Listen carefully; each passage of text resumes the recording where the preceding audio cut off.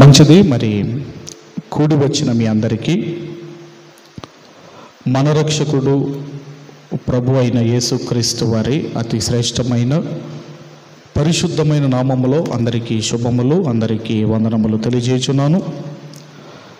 మంచిది. మరి పోయిన వారము మనము ఏం నేర్చుకున్నామండి? పోయిన వారము లాస్ట్ వీక్ మనం ఏం నేర్చుకున్నాము?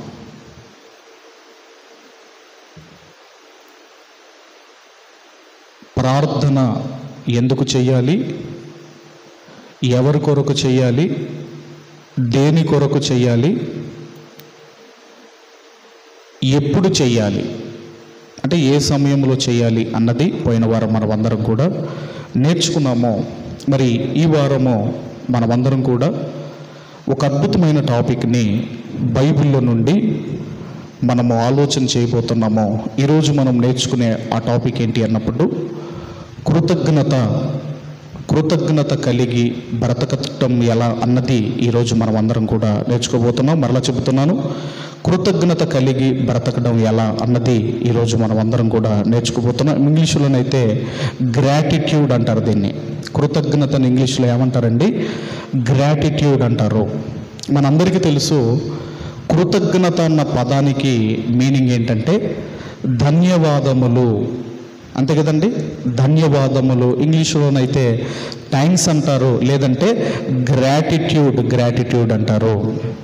మరి ఈ కృతజ్ఞత అనేది మనము ఎందుకు చెల్లించాలి అన్నప్పుడు, మరి మనమందరం కూడా గడిచిన మాసం అంతా మనం కాపాడబడ్డాము. మన ప్రయాణంలో కాపాడబడుతున్నాం, మన పరిస్థితుల్లో, మన ప్రాబ్లమ్స్లో మనం కాపాడబడుతున్నాము. అలాగే ఈరోజు ఈ విధముగా మనము సజీవ లెక్కలో ఉన్నందుకు మనము దేవునికి ఎల్లవేళలా థ్యాంక్ఫుల్గా ఉండాలని దేవుడు కోరుకుంటున్నాడు. అయితే ఏంటి కృతజ్ఞత గురించి మనం నేర్చుకునేది ఏమైనా ఉన్నదా అంటే, చాలా జాగ్రత్తగా మనస్సు పెట్టి మీరందరూ కూడా వినవలసిందిగా నేను మనవి చేస్తున్నాను. మరి ఒకరోజు ఒక చెట్టు మీద చీమ వెళుతున్నప్పుడు అది జారిపోయి నదిలో పడిపోయింది. చెట్టు మీద నుంచి చీమ వెళుతున్నప్పుడు అది జారిపోయి నదిలో పడిపోయింది. ఇక ప్రాణాపాయములో ఉంది, అది కొట్టుమిట్టాడుతుంది. ఆ నదిలో పడిపోయిన చీమ ప్రాణముతో కొట్టుమిట్టాడుతున్నప్పుడు అప్పుడు ఆ చెట్టు మీద ఉన్న ఒక పావురము గమనించి ఒక ఆకును తుంచి ఆ నదిలో పడేసింది. ఈ చీమ నెమ్మదిగా ఆకు మీదకి ఎక్కి పావురం వైపు చూస్తూ దానికి ఏం చేసిందంటే కృతజ్ఞతలు చెప్పి మొత్తం మీద అక్కడి నుంచి రెండు వెళ్ళిపోయాయి. కొన్ని రోజుల తర్వాత ఏం జరిగిందంటే, వేటగాడు ఆ పావురానికే బాణమును గురిపెట్టాడు. ఆ పావురానికే బాణమును గురిపెట్టినప్పుడు ఈ చీమ గమనించి ఏం చేసిందంటే, ఒకరోజు నాకు ఉపకారము చేసిన చీమకు ఈ వేటగాడు బాణమును గురిపెట్టి సంధించడానికి రెడీగా ఉన్నాడు అని ఏం చేసిందంటే వెళ్ళి వేటగాడి కాలును కుట్టిందండి. వేటగాడి కాలును కుట్టింది. ఎప్పుడైతే వేటగాడి కాలును కుట్టిందో అప్పుడు బాణము గురి తప్పింది. అది గమనించిన పావురము అక్కడి నుంచి ఎగిరి వెళ్ళిపోయింది. ఈ స్టోరీ మీ అందరికీ తెలుసు. ఇందులో మనం నేర్చుకునేది ఏమున్నది అన్నప్పుడు, ఇక్కడ నేర్చుకున్నది ఏంటంటే, ప్రాణాపాయములో ఉన్న ఒక చీమకు ఆకు త్రుంచి నీళ్ళలో వేసి పావురం ఉపకారం చేస్తే, అదే పావురానికి ఒక వేటగాడు బాణము సంధించాలని రెడీగా ఉన్నప్పుడు ఆ వేటగాన్ని డైవర్ట్ చేసింది చూసారా? ఆ చీమ ప్రత్యుపకారము చేసింది. దీన్నే ఏమంటారు అంటే గ్రాటిట్యూడ్ అంటారు. దీన్నే కృతజ్ఞత అంటారు. ఏదో కృతజ్ఞత అంటే థ్యాంక్స్ అండి, ధన్యవాదాలండి అని చెప్పి వెళ్ళిపోవటం కాదండి. అది కాదండి. నీకు ఎవరైతే సహాయము చేశారో, నీకు ఎవరైతే మీకు మేలు చేశారో, మీకు ఉపకారము చేసిన వారికి ప్రత్యుపకారము చేయటమే కృతజ్ఞత అంటే థ్యాంక్ఫుల్గా ఉండటం అంటే. మరి దేవుడు కూడా మనల్ని ఏమైనా కృతజ్ఞత కలిగి ఉండాలని దేవుడు ఏమైనా కోరుకుంటున్నాడా అని మనం చూడగలిగితే పరిశుద్ధ దేవుని గ్రంథములో నుండి కొలసీలకు రాసిన పత్రిక అపోస్తుడైన పౌలు గారు కొలసీలకు రాసిన పత్రిక 4వ అధ్యాయము 2వ వచనాన్ని మనమందరము కూడా చదువుకుందాము. 2-4 కలిసి ఉంటాయండి. 2-4 కలిసి ఉంటాయి, జాయింట్ వర్సెస్ అంటారు. చదువుకుందాం మనం. ప్రార్థనల యందు నిలకడగా ఉండుడి, కృతజ్ఞత గలవారై దాని యందు మెలకువగా ఉండుడి. కృతజ్ఞత కలిగిన వారై దాని యందు మెలకువగా ఉండుడి. దేవుడు కూడా తన పిల్లలు ఈ లక్షణము ఏదైతే, కృతజ్ఞత అనే లక్షణం ఏదైతే ఉన్నదో ఆ కృతజ్ఞత అనే లక్షణము కలిగి ఉండాలని దేవుడు కూడా కోరుకుంటున్నాడు. మరలా ఈ కృతజ్ఞతలో 2 రకాలు ఉన్నాయండి. మళ్ళీ కృతజ్ఞతలో 2 రకాలు ఉన్నాయి. ఒకటి, దేవుడు చేసిన ఉపకారానికి మనిషి ప్రత్యుపకారం చేయడము. నంబర్ 1, మనిషి దేవుడు చేసిన ఉపకారానికి ప్రత్యుపకారం చేయటం ఒకటైతే, నంబర్ 2, మనుషులు చేసిన ఉపకారానికి ప్రత్యుపకారము చేయటము. ఈ 2 ఉన్నాయండి. మళ్ళీ 2 ఉన్నాయి. ఒకటి, దేవుడు చేసిన ఉపకారానికి ప్రత్యుపకారం చేయటము. రెండవది, మనిషికి చేసిన ఉపకారానికి ప్రత్యుపకారము చేయటము. కృతజ్ఞతలో మళ్ళీ 2 రకాలు ఉన్నాయి. మరి ఈ 2 లక్షణాలు కలిగిన భక్తుడు బైబిల్ గ్రంథంలో ఎవరైనా ఉన్నారా? ఒకటి, మనిషికి దేవుడు చేసిన ఉపకారానికి ప్రత్యుపకారం చేసిన వ్యక్తి. రెండవది, మనిషికి చేసిన ఉపకారానికి ప్రత్యుపకారము చేసిన వ్యక్తి భక్తుడు బైబిల్ గ్రంథంలో ఎవరైనా ఉన్నారా అంటే ఒక వ్యక్తి మనకు కనపడతాడు, ఒక భక్తుడు మనకు కనపడతాడు. ఆయనే దేవునికి ఇష్టానుసారుడైన మనుష్యుడైన దావీదు గారు. ఇప్పుడు దావీదు గారి గురించి మనం ఆలోచన చేయగలిగితే, దావీదు గారికి దేవుడు చేసిన ఉపకారములకు దావీదు గారు ఏమైనా ప్రత్యుపకారం చేశాడా అనేది ముందుగా మనం ఆలోచన చేయగలిగితే అందరం కూడా కీర్తనల గ్రంథము, దయచేసి కీర్తనల గ్రంథము 103వ కీర్తన, కీర్తనల గ్రంథము దయచేసి 103వ కీర్తన మొదటి 4 వచనాలు మనమందరం కూడా చదువుకుందాం. నా ప్రాణమా యెహోవాను సన్నుతించుము, నా అంతరంగమునున్న సమస్తమా ఆయన పరిశుద్ధ నామమును సన్నుతించుము. నా ప్రాణమా యెహోవాను సన్నుతించుము, ఆయన చేసిన ఉపకారములలో దేనిని మరవకుము. ఆయన నీ దోషములన్నింటినీ క్షమించువాడు, నీ సంకటములన్నింటినీ కుదుర్చువాడు, సమాధిలో నుండి నీ ప్రాణమును విమోచించుచున్నాడు, కరుణా కటాక్షములను నీ కిరీటముగా ఉంచుచున్నాడు. పక్షిరాజు యవ్వనము వలె నీ యవ్వనము క్రొత్తదగుచుండునట్లు మేలుతో నీ హృదయమును తృప్తిపరచుచున్నాడు. దావీదు గారు కటండి, దేవుడు ఎన్నో ఉపకారాలు చేశాడు. అందుకే అంటున్నాడు, ఆయన చేసిన ఉపకారములలో దేనిని మరవకుము అని దావీదు గారు తన ప్రాణముతో చెప్పుకుంటున్నాడు. ఇంతకీ ఏం ఉపకారం చేశాడండి దేవుడు దావీదు గారి కంటే? ఎక్కడో బెత్లెహేము అనే చిన్న గ్రామములో గొర్రెలు కాచుకునేవాడు దావీదు గారు. గొర్రెలు కాచుకునేవాడండి. ఒక కర్ర పట్టుకొని ఒక పెద్ద బండ లాంటిది ఉంటే, గుట్ట లాంటిది ఉంటే ఆ గుట్టల మీద ఆ పొలాలు అక్కడక్కడ గొర్రెలు కాచుకునేవాడు దావీదు గారు. అలాంటి దావీదు గారిని దేవుడు చేసిన ఉపకారం ఏంటంటే దావీదు గారికి, దావీదు నీవు కాయవలసింది ఈ గొర్రెలు కాదు, నీవు మేపవలసింది నా గొర్రెలు, నా గొర్రెలు. నా గొర్రెలండి, నా గొర్రెలండి.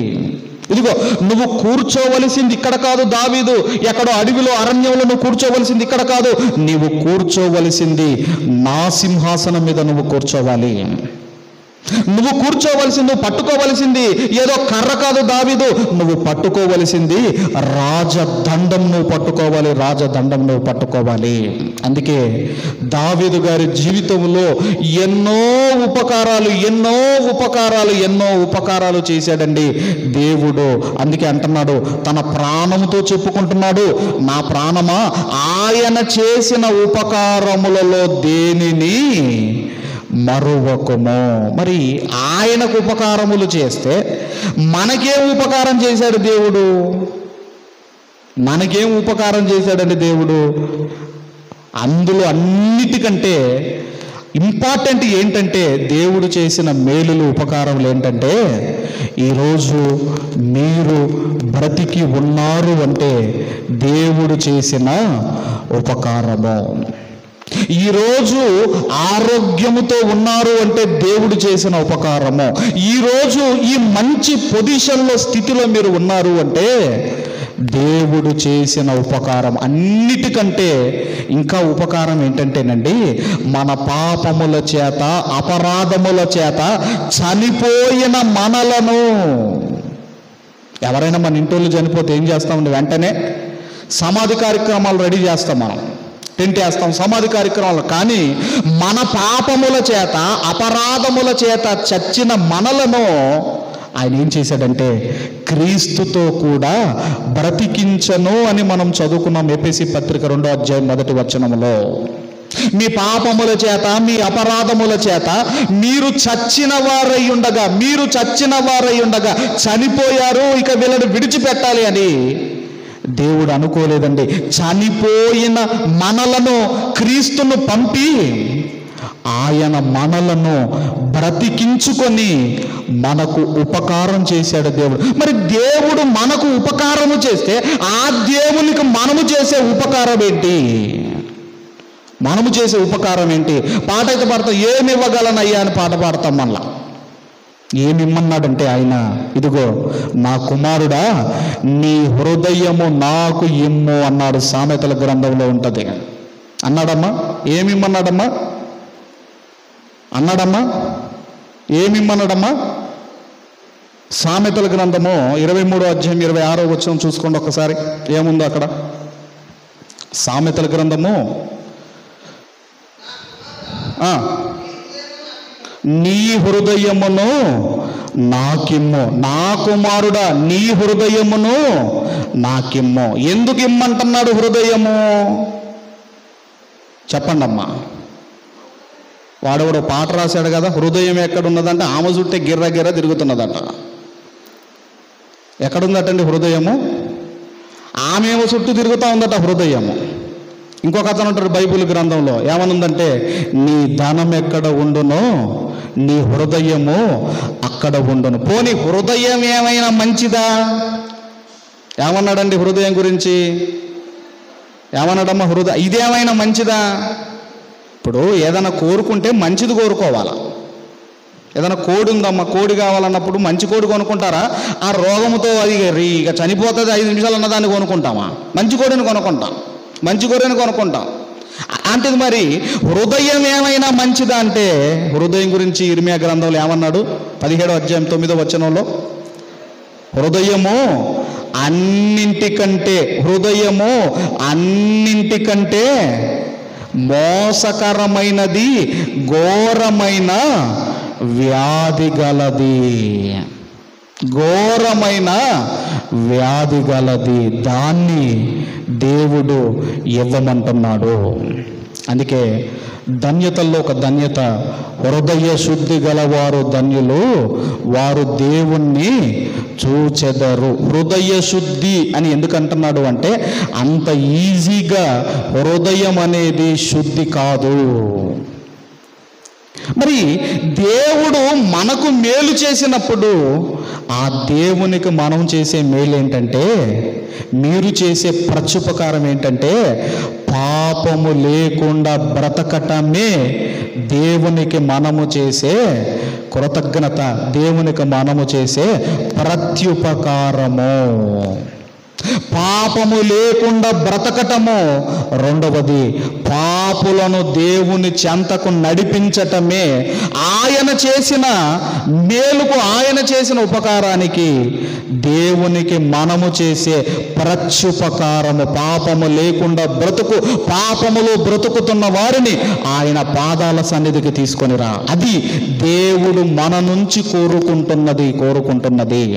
అందుకేనండి దావీదు గారు దేవుడు చేసిన ఉపకారాలు మర్చిపోలేదండి. అందుకే ఆయన ఏం చేశాడంటే తన తరము వారికి సేవ చేసి దేవునికి ప్రత్యుపకారము చేసి కృతజ్ఞత చూపించిన వాడే దావీదు గారు. తన తరం వారికి సేవ చేసేటట్టండి. అపోస్తుల కార్యములు 13వ అధ్యాయము 36వ వచనాన్ని మనమందరము కూడా చదువుకుందాము. 13వ అధ్యాయము అపోస్తుల కార్యములు 36వ వచనాన్ని చదువుకుందాము. దావీదు దేవుని సంకల్పము చొప్పున తన తరము వారికి సేవ చేసి నిద్రించి, అంటే దావీదు గారు దేవునికి ప్రత్యుపకారము చేసి కృతజ్ఞత చూపించాడు, కృతజ్ఞత కలిగి ఉన్నాడు. ఇది మొదటిది. ఇది ఫస్ట్ది. అంటే మనుషులు దేవుడు చేసిన మేలులకు కృతజ్ఞత కలిగి ఉండటము, అది దావీదు గారిలో మనకు కనబడుతుంది. అలాగే మనుషులు కూడా మనుషులకు మేలులు ఉపకారములు చేస్తారు. అప్పుడు మరల మనము ప్రత్యుపకారము చేసేవారిగా మనం ఉండాలి. అందులో కూడా మళ్ళీ ఎగ్జాంపుల్ ఎవరంటే దావీదు గారేనండి. దావీదు గారికి ఆ సౌలు కుమారుడైన యోనాతాను ఎంతో హెల్ప్ చేశాడు. ఏమంటాడంటే, నా సహోదరుడా యోనాతానా, నీ ప్రేమ ఎలాంటిదంటే స్త్రీలు చూపే ప్రేమ కంటే అది అధికమైనది యోనాతాను, నువ్వు నా పట్ల చూపించిన ప్రేమ. అంత ప్రేమ చూపించాడండి యోనాతాను. ఆ యోనాతాను దావీదు గారి పట్ల అంత ప్రేమ చూపిస్తే దావీదు గారు రాజు అయ్యారు. దావీదు గారు సింహాసనం మీద కూర్చున్నాడు. ఇప్పుడు యోనాతానుకు ఏదైనా ప్రత్యుపకారము చేద్దాము అంటే యోనాతాను బ్రతికిలేడు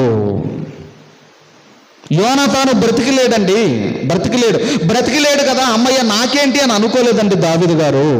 ఇప్పుడు మనకు మేలు చేసిన వ్యక్తి ఒకవేళ చనిపోయాడు, లేడు అనుకోండి, ఇక నాకేంటిలే అని దావీదు గారు అనుకోలేదు. కానీ దావీదు గారు ఎలా ప్రత్యుపకారం చేశాడో దయచేసి సమూయేలు 2వ గ్రంథము 9వ అధ్యాయము 1వ వచనము నుండి మనం చదువుకుందాం. సమూయేలు 2వ గ్రంథము చదవండి.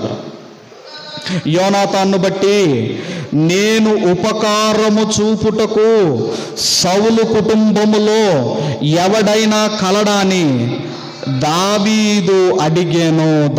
అప్పటికి యోనాతాను చనిపోయాడు, ఇక నాకెందుకులే అని దావీదు గారు అనుకోలేదు. కానీ ఏం చేస్తున్నాడంటే తన కుటుంబానికి ప్రత్యుపకారము చేస్తున్నాడు.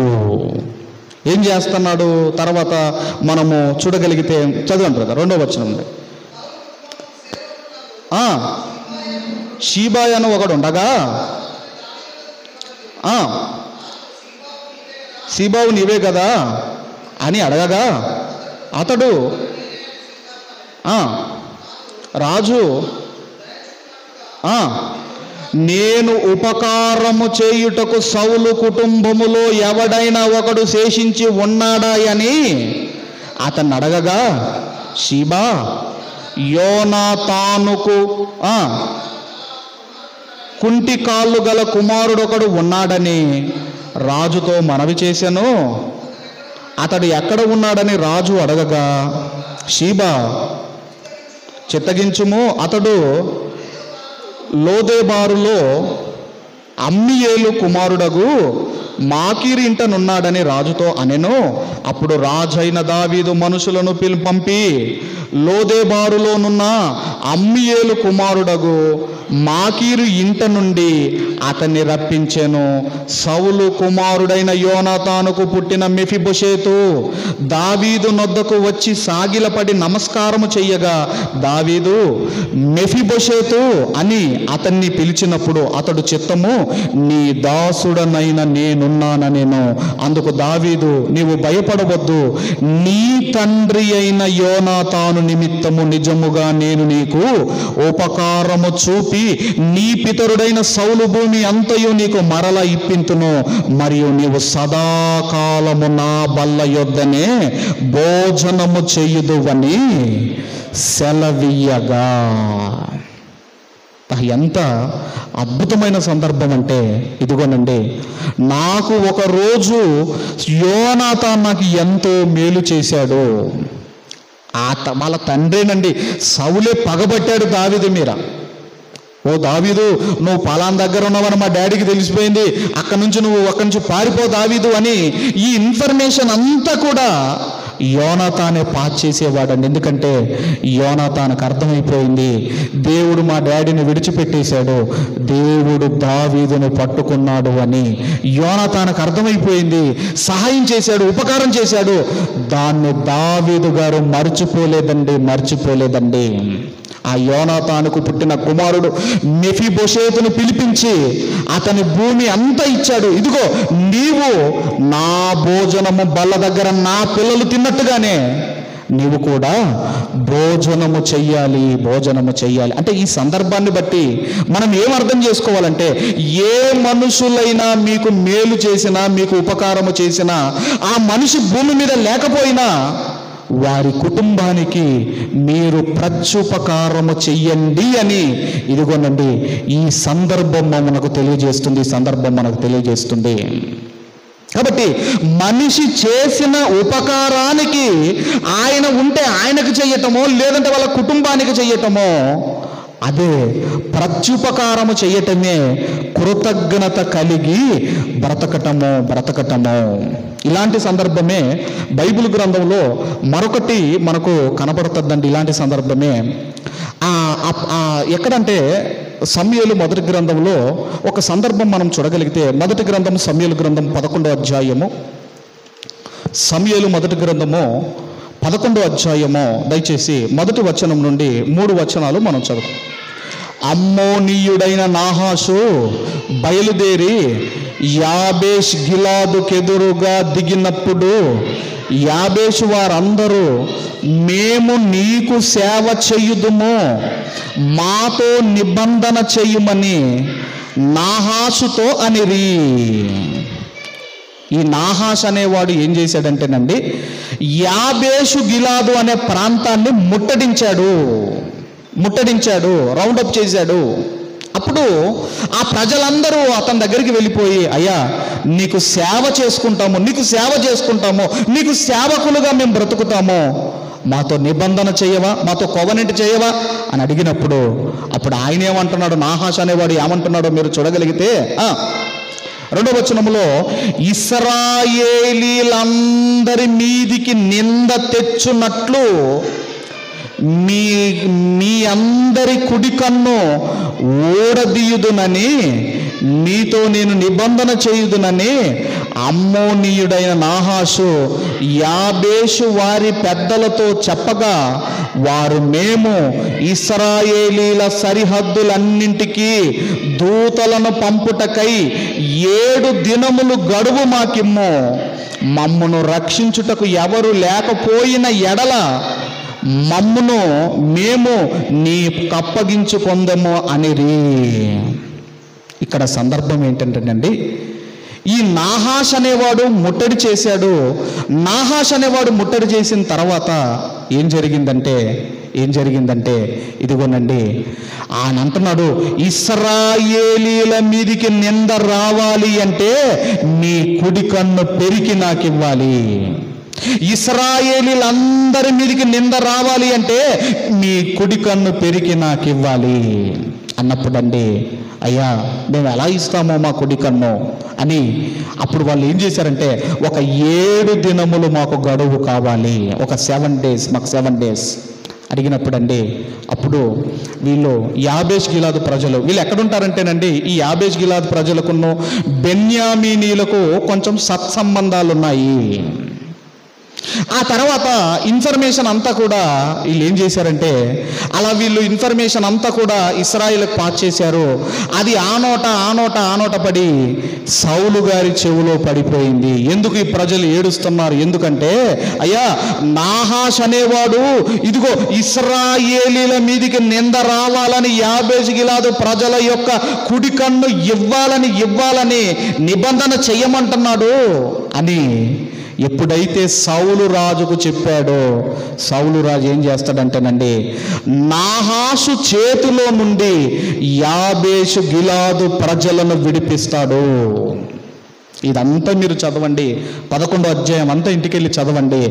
యాబేషు గిలాదు ప్రజలను నాహాషు నుండి సౌలు రాజు విడిపిస్తాడు. అంటే ఇప్పుడు సౌలు ఏం చేశాడు? యాబేషు గిలాదు ప్రజలకు, ఆ గిలాదు ప్రజలకు ఏం చేశాడు? ఉపకారము చేశాడు. నాహాషు నుంచి విడిపించి యాబేష్ గిలాదు ప్రజలకు ఉపకారం చేశాడు. ఈ జరిగిన ఒక 40 సంవత్సరాల తర్వాత, బాగా వినండి, ఈ సౌలు చేసిన ఉపకారము ఒక 40 సంవత్సరాల తర్వాత సౌలు ఫిలిస్తీన్ల మీదకి యుద్ధానికి వెళతాడు. సమూలు కుమారులు వెళ్ళిపోతారు, అక్కడ వాళ్ళు చనిపోతారు. ఆ సౌలు యొక్క డెడ్ బాడీని ఫిలిస్తీన్ల దేశానికి తీసుకొని వెళ్ళి ఒక గోడకు తగిలిస్తారు. ఈ విషయం కాస్త ఎవరికి తెలిసిందంటే, యాబేష్ గిలాదు ప్రజలకు తెలిసింది. అప్పుడు వాళ్ళు ఏం చేశారో మీరు అందరూ కూడా చూడగలిగితే, దయచేసి సమూయేలు దయచేసి మొదటి గ్రంథము 31వ అధ్యాయము, సమూయేలు మొదటి గ్రంథం 31వ అధ్యాయము 8 నుంచి 13 వరకు మనం చదువుకుందాం. 8 నుంచి 13 వరకు మనం చదువుకుందాము. మరునాడు ఫిలిస్తీయులు హతమైన వారిని దోసుకొని వచ్చి గిల్బోవ పర్వతం మీద పడియున్న సౌలును అతని 3 కుమారులను కనుగొని అతను తలను ఛేదించి అతని ఆయుధములను తీసి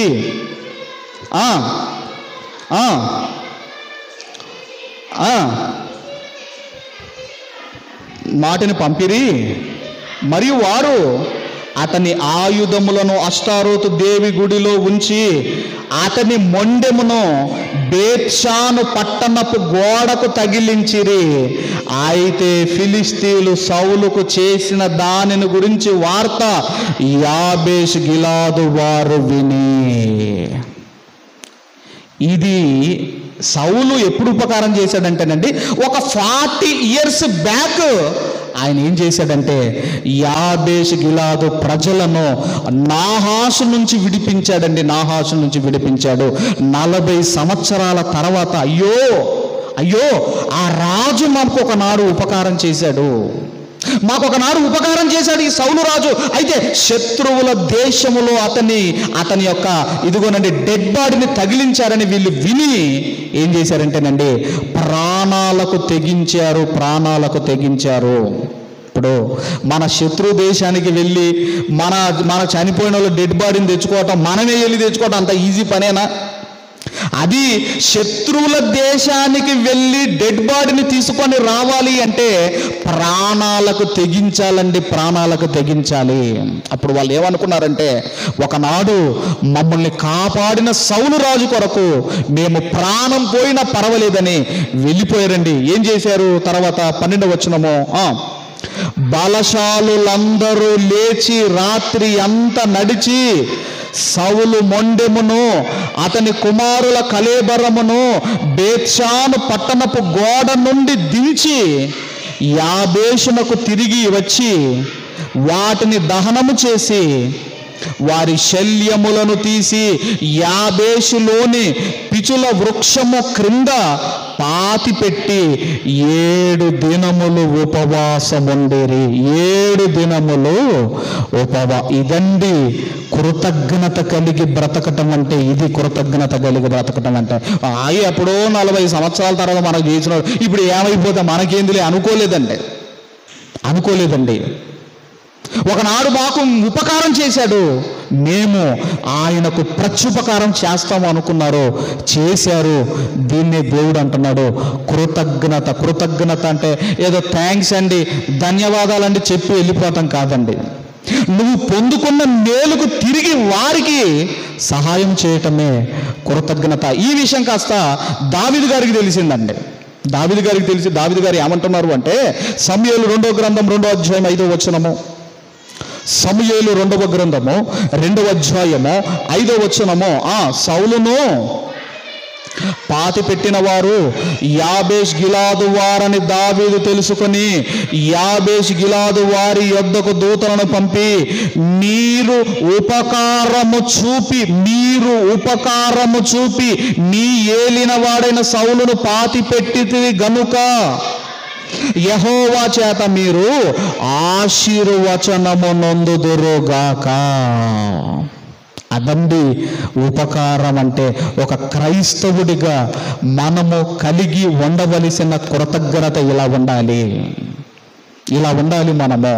అందుకే మనుషులు దేవుడు చేసిన ఉపకారానికి ప్రత్యుపకారం చేయటము, మనుషులు చేసిన ఉపకారానికి ప్రత్యుపకారము చేయటము.